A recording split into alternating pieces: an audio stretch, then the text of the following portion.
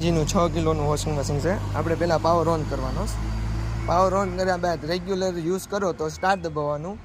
જો આ રેગ્યુલર ફરે છે.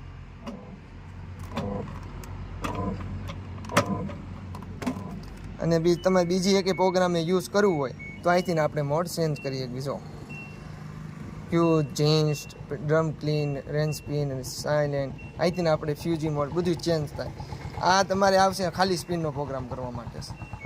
આપી ખાલી આવશે હોસ્કનો પ્રોગ્રામ, ખાલી કપડાં ધોવા હોય ને તો તમે મિનિમમ કેટલા મિનિટનો પ્રોગ્રામ આવે ને દેખાડ દો. 50 મિનિટ ખાલી કપડાં તમે ધોઈએ તો એક તારે, તો એમાં હુકાય નહીં.